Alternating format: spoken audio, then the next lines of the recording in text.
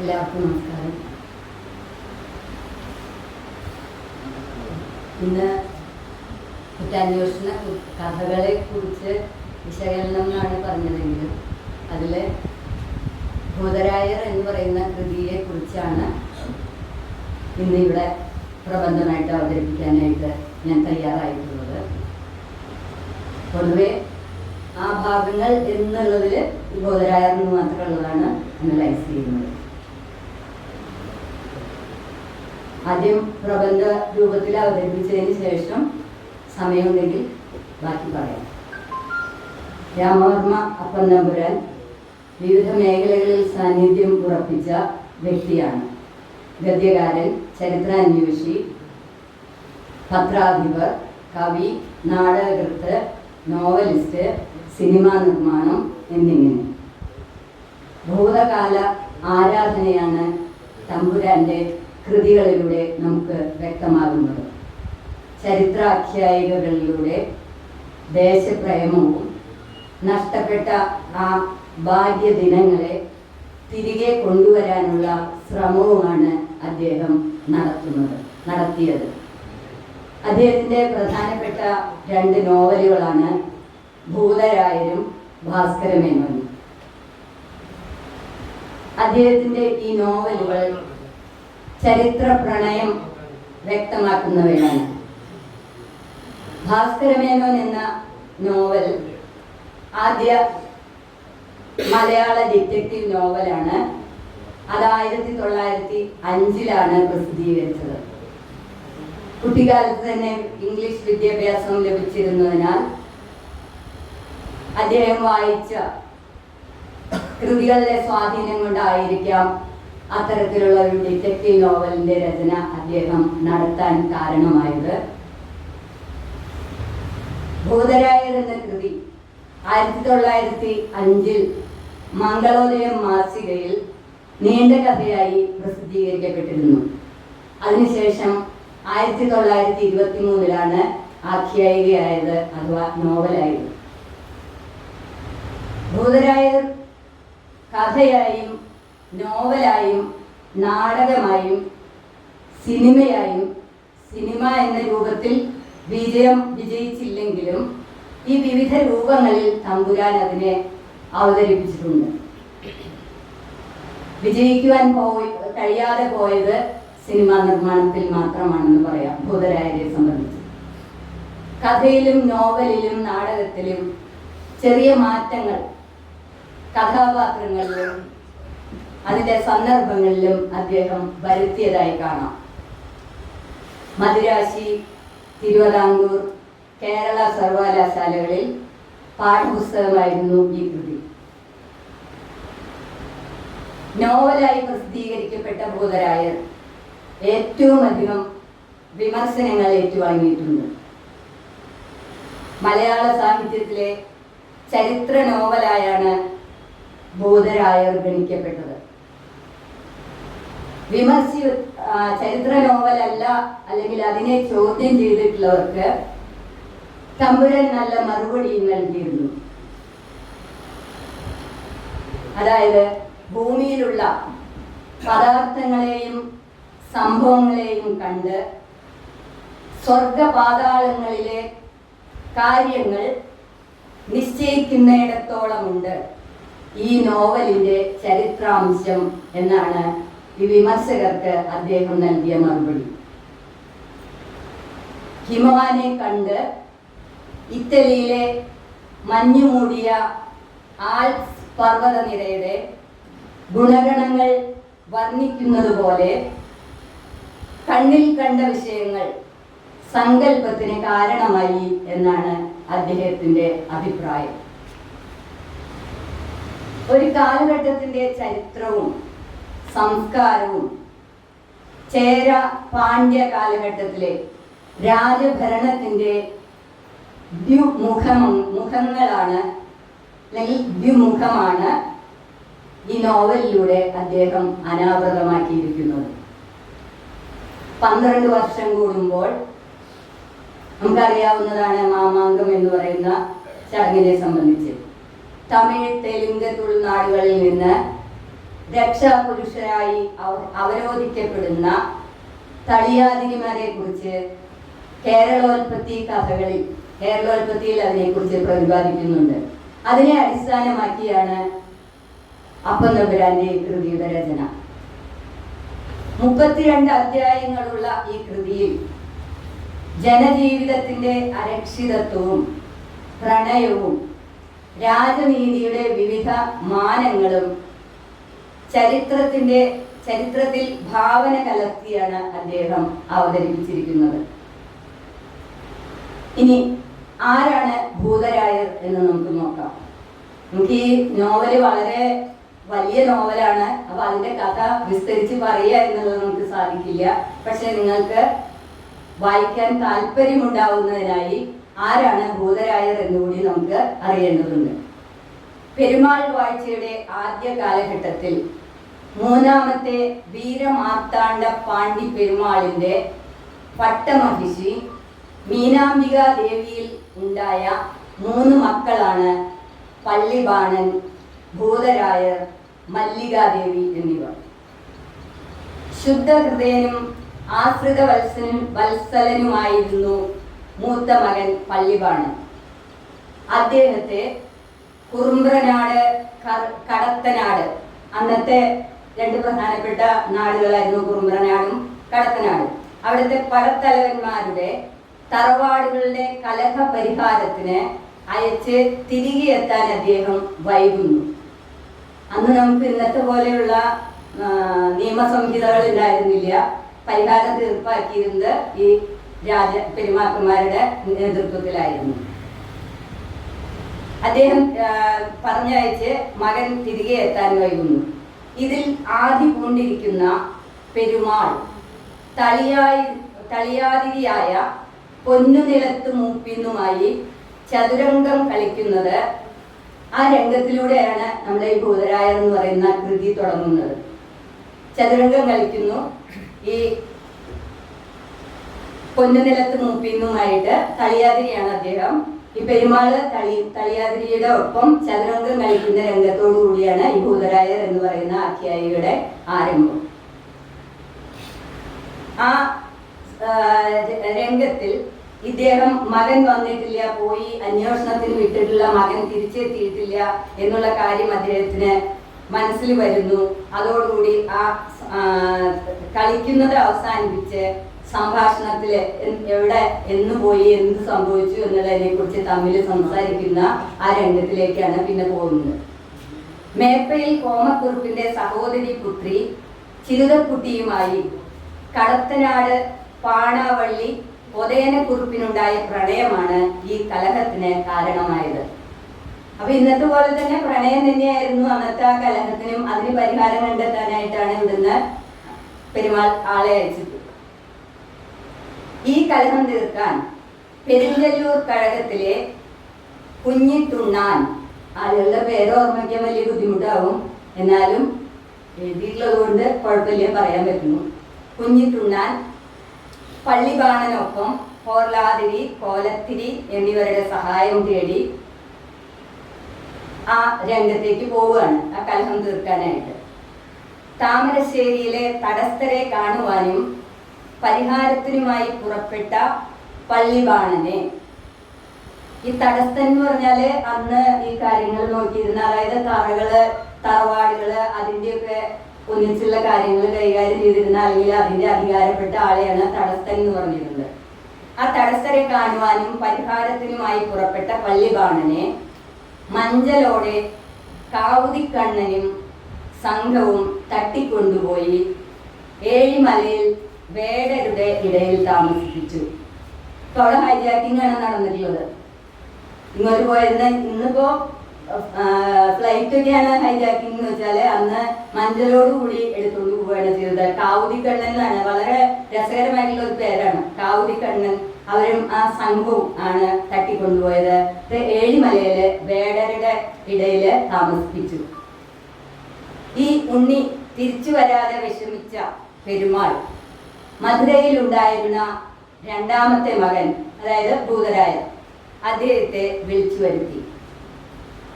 ഭൂതരായരാണെങ്കിലോ വളരെ കർക്കശക്കാരനും ദണ്ഡനീതി നടപ്പാക്കുന്നയാളുമായിരുന്നു. പള്ളിവാണ പെരുമാളിന്റെ നേരെ വിപരീതമായിട്ടുള്ള ഒരു അവസ്ഥയാണ്. ഇദ്ദേഹം ശിരച്ഛേദം ചെയ്യാൻ മടിക്കില്ല. എന്തെങ്കിലും കൃത്യങ്ങൾ കണ്ടു കഴിഞ്ഞാൽ ശൂലത്തിൽ തറയ്ക്കും, ആനയെ കൊണ്ട് ചവിട്ടിക്കൊല്ലും. ഇതൊക്കെയായിരുന്നു അദ്ദേഹത്തിന്റെ വിനോദങ്ങൾ. അപ്പോൾ വളരെയധികം കർക്കശ സ്വഭാവക്കാരനായിരുന്നു.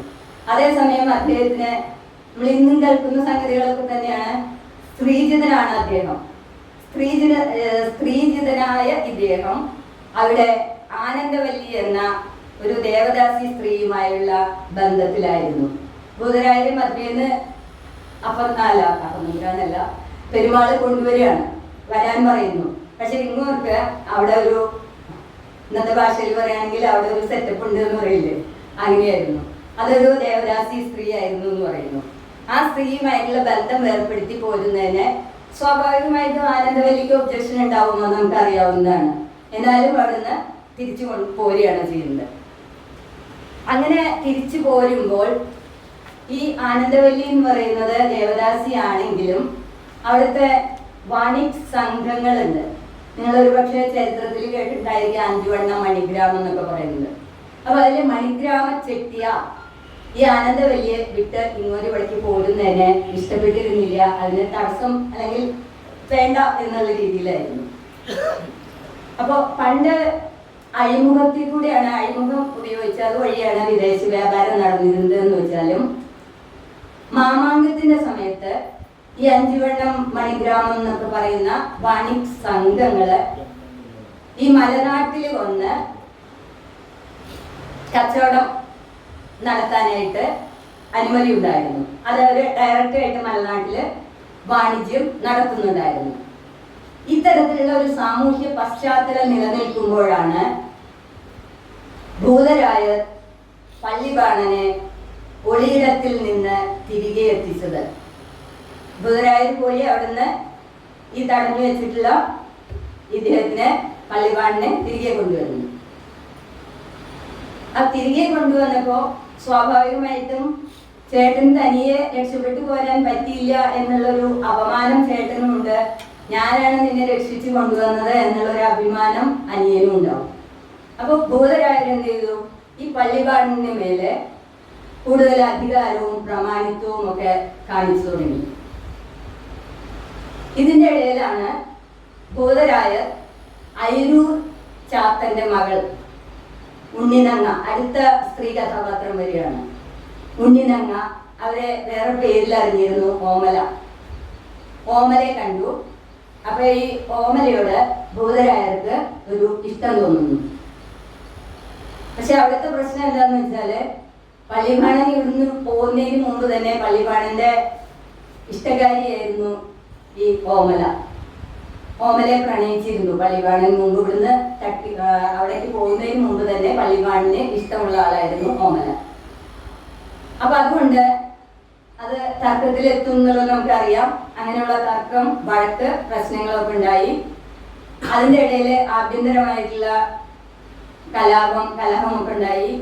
അതില് പള്ളിബാണരെ വധിക്കുകയാണ് ചെയ്യുന്നത്. ഇത് വളരെ വിസ്തരിച്ചാണ് പറഞ്ഞിട്ടുള്ളത്. ഞാൻ അതിലത്തെ കണ്ടന്റ് മാത്രം എടുത്ത് വളരെ ബ്രീഫ് ചെയ്തിട്ടാണ് പറയുന്നത് കേട്ടോ. അതിനിടയ്ക്ക് കുറെ കാര്യങ്ങൾ അതിൽ വർണ്ണനയിൽ വരുന്നുണ്ട്. ഭൂതരായര് പള്ളിബാണനെ വെറുക്കാനായിട്ട് ഒന്ന് ഈ കാരണം പറഞ്ഞു, അതായത് ഞാനാണ് നിന്നെ കൊണ്ടുവന്നത്, അപ്പൊ അത് കാരണം നീ വലിയ ആവണ്ടെന്നുള്ളൊരു നിലപാട്. രണ്ടാമത്തെ കാര്യം എന്താന്ന് വെച്ചാല് ചിരുതയുടെ, അതായത് ചിരുതയും ഒതേനെ കുറുക്കും അവിടെ വഴക്ക് തീർക്കാനായിരുന്നല്ലോ പോയത്. അവിടെയും ചിരുത എന്ന് പറയുന്ന ഒരു കുട്ടി, അവര് ഒതേനെ കുറുപ്പ് എന്ന് പറയുന്നത് ഇങ്ങനെ രണ്ട് തറവാട്ടുകൾ തമ്മിൽ കലഹം ഉണ്ടാവാനുള്ള കാരണം ഇതായിരുന്നു, ഈ കുട്ടിയെ ബേസ് ചെയ്തിട്ടായിരുന്നു. അപ്പൊ ഈ ചിരുതയും ഒതേനെ കുറുപ്പും തമ്മിലുള്ള വിവാഹം പള്ളിബാണൻ രക്ഷപ്പെട്ടതിന് ശേഷം അവിടെ നടത്തി കൊടുത്തു. ആ നടത്തി കൊടുത്തപ്പോഴും ഈ ഭൂതരായർക്ക് അത് എന്നെ അറിയിക്കാതെ എന്തിനു നടത്തി എന്നുള്ള ആ ഒരു തോന്നൽ വന്നു. ഇതും അവര് തമ്മിലെ, ഭൂതരായരും പള്ളിബാണരും തമ്മിലുള്ള ഇഷ്ടക്കേടിന് കാരണമായി. എന്തായാലും അതെല്ലാം ഫൈനലി പള്ളിബാണന്റെ വധത്തിലാണ് എത്തിയത്. ആ രംഗത്തില് ആനന്ദവല്ലിയുടെ മണിഗ്രാമപ്പട, ചിരുതപ്പട, വടക്കൻ പട ഇവരെല്ലാം നമ്പിക്കൂറിനൊപ്പം നിന്നു. അതായത് അപ്പൊ ഭൂതരായർക്ക് ഇവിടെ ശത്രുതകള് കൂടി വന്നിട്ടുള്ള കാലമായിരുന്നു. പല ഭാഗത്തുനിന്ന് മണിഗ്രാമത്തിന്റെ അവരുണ്ട്, ചിരുതപ്പടയുണ്ട്, വടക്കൻ പട, അങ്ങനെ പലരും കൂടിയിട്ട് ഭൂതരായർക്ക് എതിരാളികളായി മാറുകയാണ് ചെയ്യുന്നത്. അപ്പോ ഇവിടെയാണെങ്കിൽ കാര്യങ്ങള് നടത്തിയിരുന്നത് അല്ലെങ്കിൽ പ്രധാനപ്പെട്ട ആള് എന്ന് പറയുന്നത് തളിയാതിരി, അതായത് കഴകങ്ങൾ, അതിനെ കുറിച്ച് നമ്മൾ പിന്നീട് പറയുന്നതാണ്. നമ്പിക്കൂറിനാണ്. അപ്പൊ നമ്പിക്കൂറിന് പായസം വിഷം കലർത്തി കൊടുക്കാനായിട്ട് ഇങ്ങനെ ഈ മാമാങ്കമൊക്കെ വരുമ്പോൾ 12 വർഷം കൂടുമ്പോൾ നടക്കുന്ന ചടങ്ങിലേക്ക് ഈ അവകാശം കിട്ടുന്നതിന് വേണ്ടി അതിലേക്ക് നോമിനേറ്റ് ചെയ്യപ്പെടുമെന്ന് വിചാരിച്ചിരിക്കുന്ന ഘട്ടത്തിലാണ് ഈ സംഭവങ്ങളെല്ലാം അവിടെ ഉണ്ടാവുന്നത്. അപ്പോ പായസം കലർത്തിയിട്ട് നമ്പിക്കൂറിനെ കൊല്ലാനായിട്ട് നോക്കി. പക്ഷെ നമ്പിക്കൂർ എന്ത് ചെയ്തു? ഇത് തിരിച്ച് ഭൂതരായർക്ക് കൊടുക്കുകയും ഭൂതരായർ അത് കഴിച്ചു. പക്ഷെ ഇത് കഴിച്ചു വിഷം കലർന്നിട്ടുള്ളതാണെന്ന് മനസ്സിലാക്കിയതുകൊണ്ട് അതിന് പ്രത്യൗഷധം ചെയ്തിട്ട് ഭൂതരായര് മരണത്തിൽ നിന്ന് രക്ഷപ്പെടുന്നുണ്ട്.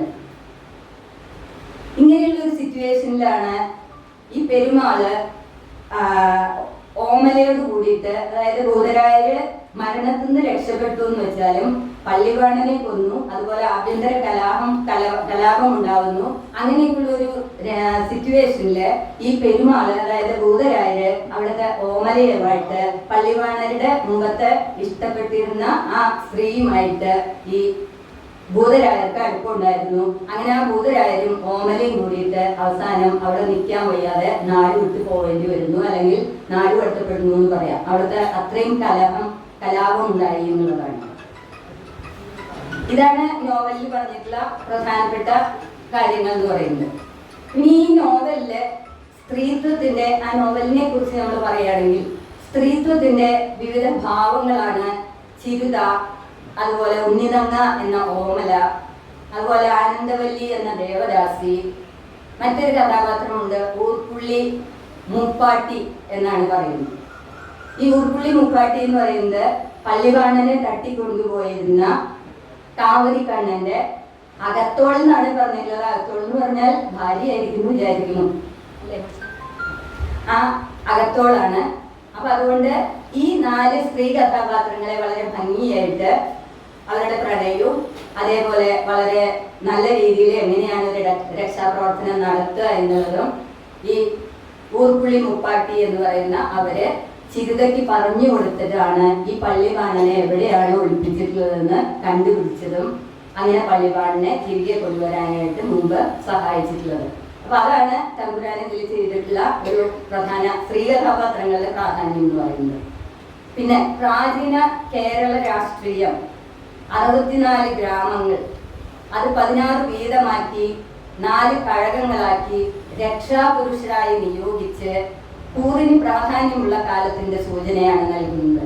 നമ്മൾ കേരളോൽപ്പത്തി എന്ന് പറയുന്നത് അത് ഏറ്റവും പഴയ പുസ്തകമാണ്. ആ കേരളോൽപ്പത്തിയുടെ ഇതനുസരിച്ച് നമ്മൾ പറയുന്നത് പരശുരാമ സൃഷ്ടിയാണ് കേരളം. അപ്പോ 64 ഗ്രാമങ്ങള്, അതിനെ 32 ഗ്രാമങ്ങളായി തിരിച്ചു. ഇതൊക്കെ ചരിത്രത്തിൽ പറയുന്ന കാര്യമാണ്. അപ്പൊ അതിൽ 16 വീതമാക്കിയിട്ട് 4 കഴകമാക്കി തിരിച്ച്, അത് എന്താന്ന് വെച്ചാല് അന്ന് സ്വത്ത് അല്ലെങ്കിൽ സമ്പത്ത് അധികവും ക്ഷേത്രങ്ങളുമായി ബന്ധപ്പെട്ടിട്ടായിരുന്നു കേന്ദ്രീകരിച്ചിരുന്നത്.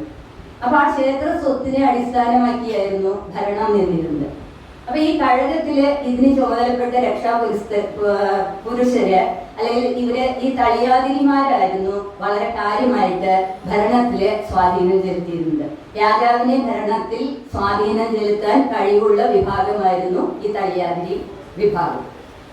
ഓരോ അധ്യായത്തിന്റെയും ആരംഭത്തിൽ ഇദ്ദേഹം ഓരോ കാവ്യശകലങ്ങൾ രേഖപ്പെടുത്തിയിട്ടുണ്ട്. നമ്മൾ ഈ ഭൂതരായർ എന്ന് പറഞ്ഞ കൃതി നോക്കുമ്പോൾ അതിൽ ഓരോ ചാപ്റ്ററിന്റെയും തുടക്കത്തില് 4 വരി കവിത, അത് മിക്കവാറും ആ അധ്യായത്തിന്റെ കണ്ടന്റുമായിട്ട് ബന്ധപ്പെടുത്തിയിട്ട് അല്ലെങ്കിൽ അതിന് യോജിക്കുന്ന രീതിയിലാണ് കാവ്യശകലങ്ങൾ കൊടുത്തിട്ടുള്ളത്.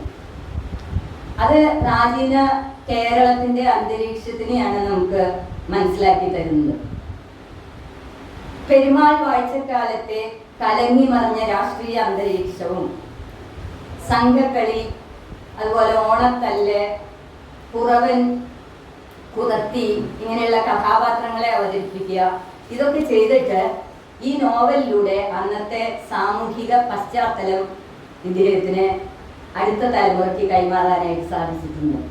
ഇന്നെന്ന് പറഞ്ഞാൽ നമുക്ക് ഈ പറഞ്ഞ പോലെ സംഘക്കളി അല്ലെങ്കിൽ കുറവൻ കുറത്തി അവരുടെ പാട്ടുകൾ അങ്ങനെയുള്ള കാര്യങ്ങളെ കുറിച്ച് നമ്മൾ വായിച്ച് മനസ്സിലാക്കിയ നിവൃത്തിയുള്ളൂ, അല്ലാതെ നമ്മൾ നേരിട്ട് കാണുന്നില്ല. അപ്പൊ ഇത് അടുത്ത തലമുറയിലേക്ക് കൈമാറാനായിട്ട് ഏറ്റവും നല്ലൊരു ഉപാധിയായിട്ട് ഈ നോവലിലൂടെ അതിനെ ചിത്രീകരിച്ചിട്ടുള്ളത് കാണാം.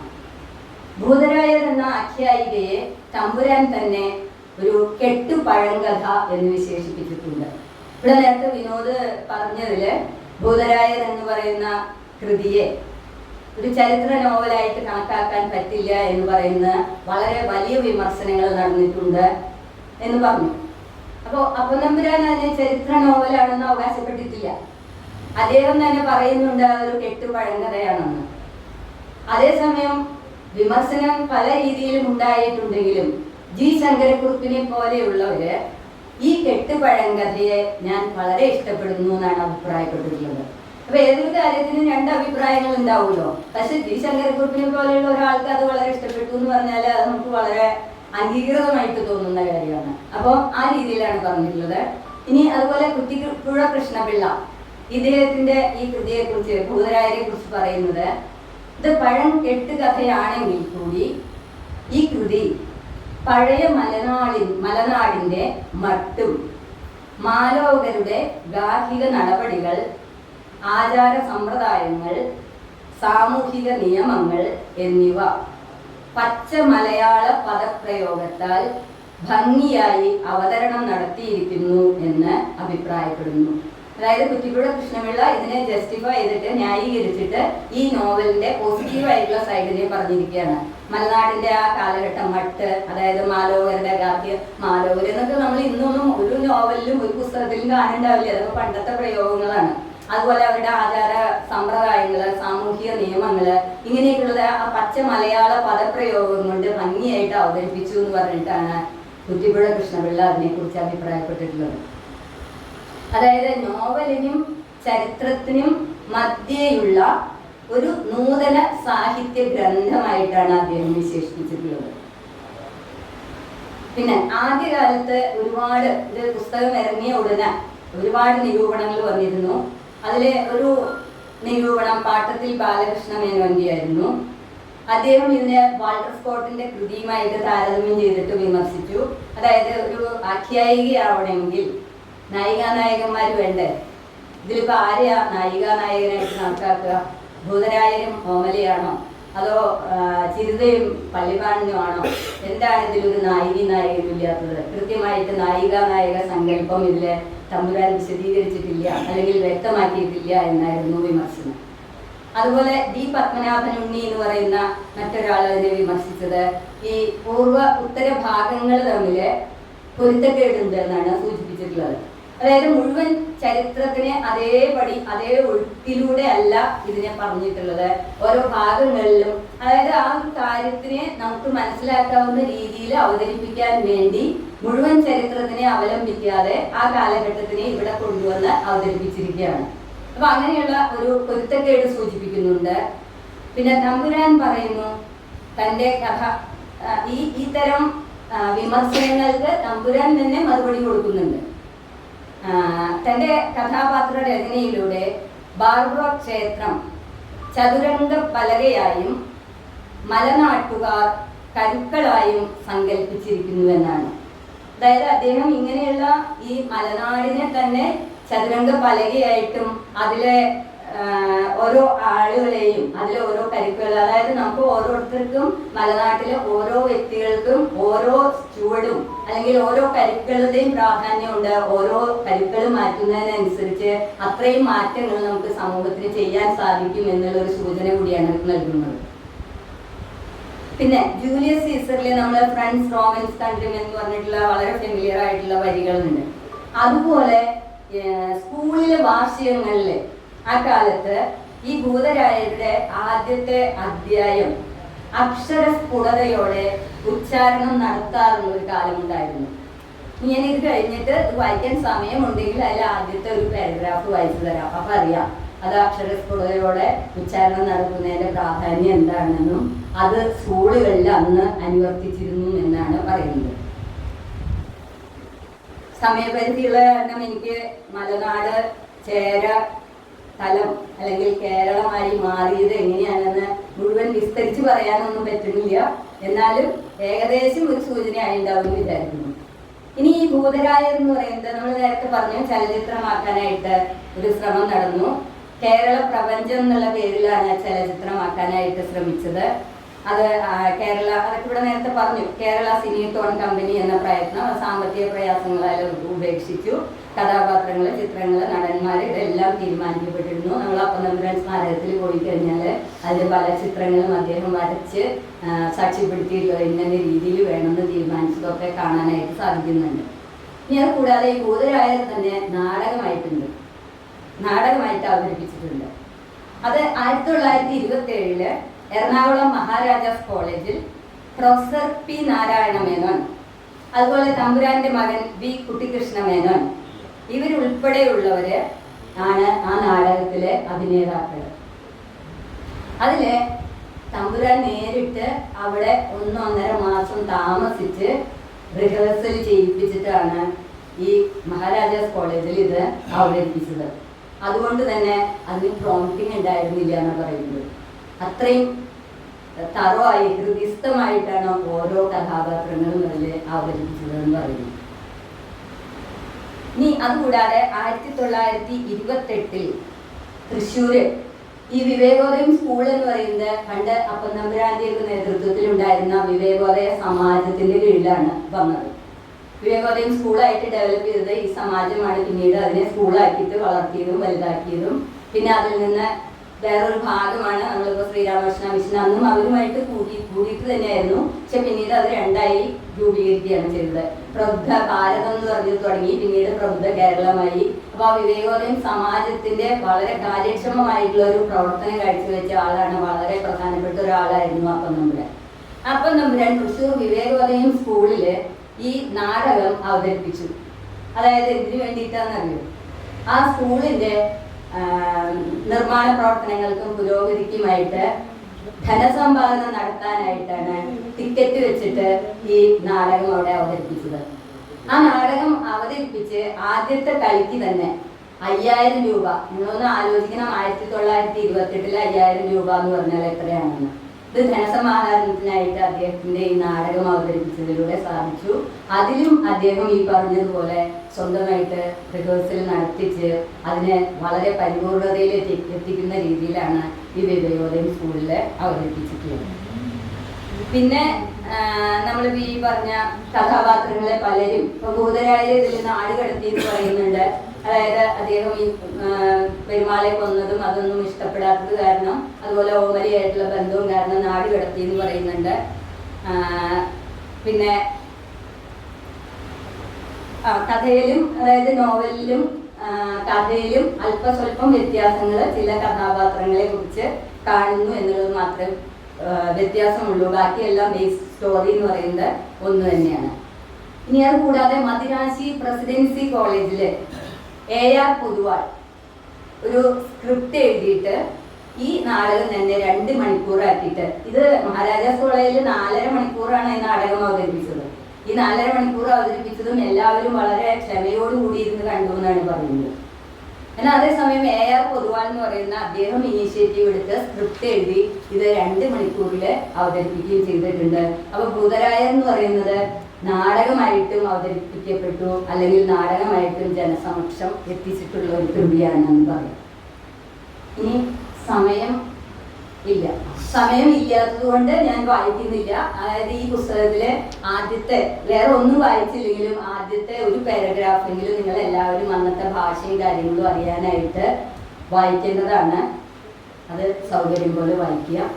ഇന്നെന്തായാലും ഇദ്ദേഹത്തിൻ്റെ സ്മരണാർത്ഥം നമ്മളിവിടെ ഈ പ്രോഗ്രാം നടത്തിയതിൽ എനിക്കിതിനൊരു അവസരം കിട്ടിയതിലും വളരെ സന്തോഷം. ഞാൻ ഇതിൻ്റെ കൂടെ ഒരു കാര്യം വ്യക്തിപരമായിട്ടുള്ള കൂടി ഞാൻ പറയാം. ഞാൻ തൃശ്ശൂരിൻ്റെ ചരിത്ര രചന നടത്തുന്നുണ്ട്. അപ്പോൾ അതിൽ പെരുമ്പടപ്പ് രാജകുടുംബം സ്വരൂപം വന്നേരിന്ന് വന്നിട്ടുള്ളത്, അല്ലെങ്കിൽ ആ ഒരു കണക്ഷൻ പറയുന്നുണ്ട്. അപ്പൊ ഇത് അവസാനിച്ച് നിൽക്കുന്നത് ഈ കുലശേഖര പെരുമാള് സഹോദരിയുടെ പുത്രിയെ പെരുമ്പടപ്പ് രാജാവിലുള്ള ആൾക്ക് വിവാഹം ചെയ്തു കൊടുത്ത് അങ്ങനെയാണ് ഇവിടെ പെരുമ്പടപ്പ് സ്വരൂപമായിട്ട് മാറിയത്. അങ്ങനെയാണ് അവകാശം കിട്ടിയത്. അങ്ങനെയാണ് പെരുമാൾ സ്ഥാനം ഇവർക്ക് കിട്ടിയത് എന്നൊക്കെ പറയുന്നുണ്ട്. അപ്പോൾ അതുപോലെ ഈ തളിയാതിരിമാരെ കുറിച്ച് പറയുന്നതും ഈ കൊച്ചി രാജചരിത്രവുമായിട്ട് അതിന്റെ ആമുഖത്തിൽ നമ്മളിപ്പോൾ തൃശ്ശൂരിന്റെ ചരിത്രം എഴുതുമ്പോൾ കൊച്ചി രാജചരിത്രം കൂടി പറയണല്ലോ. അപ്പൊ അതിലെല്ലാം വരുന്ന സംഗതിയാണ്. അതുപോലെ ഈ പള്ളിബാണ പെരുമാൾ എന്ന് പറയാൻ കാരണം ആ പെരുമാൾ കാലഘട്ടത്തില് ബുദ്ധമതാനിയായി മാറിയത് കൊണ്ടാണ് പള്ളിബാണര് ആയിത്തീർന്നത്, പള്ളിബാണ പെരുമാൾ എന്ന് പറയുന്നതെന്നും. അതുപോലെ ഈ തളിയാതിരിമാരുടെ വിശദാംശങ്ങളും ഞാൻ അതിലേക്കൊന്നും കടത്തുന്നില്ല. പക്ഷെ അതൊക്കെ ചെയ്തുകൊണ്ടിരിക്കുന്ന ഒരു ഘട്ടത്തിൽ ഇങ്ങനെ ഒരു ഭൂതരായര് വായിക്കാനായിട്ട് അല്ലെങ്കിൽ അതിനെക്കുറിച്ചൊരു അവലോകനം നടത്താൻ ഒരു അവസരം സാഹിതി തന്നു എന്നുള്ളതിൽ വളരെ സന്തോഷം. എല്ലാവർക്കും നന്ദി.